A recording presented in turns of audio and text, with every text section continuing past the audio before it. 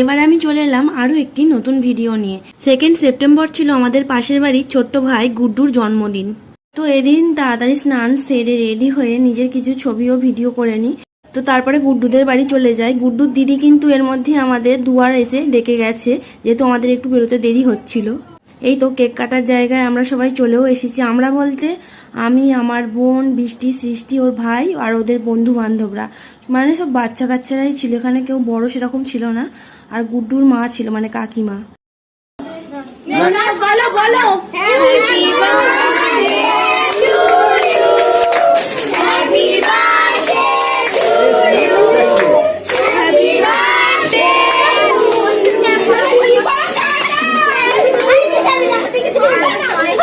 কেকটা কাটা হয়েছিল বৃষ্টিদের দোতলার ঘরে, কিন্তু জায়গাটাকে খুব সুন্দর করে বেলুন দিয়ে সাজানো হয়েছিল।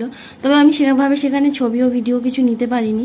আর গুড্ডু যেহেতু ছোট বাচ্চা, ও অতগুলো লোক দেখে খুবই ভয় পেয়ে গিয়েছিল আর খুব আওয়াজও হচ্ছিল, সেই জন্য ওর মেজাজ একদমই খিটখিটে ছিল। আমাদের সাথে ছবি ও ভিডিও তুলতে চায়নি, তবুও আমি জোর করে ওকে নিয়ে কিছু ছবি তুলেছি, কিন্তু ভিডিও করতে পারিনি। তারপরে ও নিচে চলে যায়। ভেবেছিলাম ওকে থালাতে সাজিয়ে খাওয়ানো হবে, সেই ভিডিওটা আমি করব, কিন্তু ও খাওয়ার আগেই ঘুমিয়ে পড়ে। তো যাই হোক, তারপরে আমি খাওয়া দাওয়ার পরে নিচে এসে দেখি না ও জেগে পড়েছে এবং তারপর সাইকেল নিয়ে খেলা করছে। তো আজকের মতো এই পর্যন্তই, দেখা হচ্ছে পরবর্তী কোনো সুন্দর ভিডিওতে।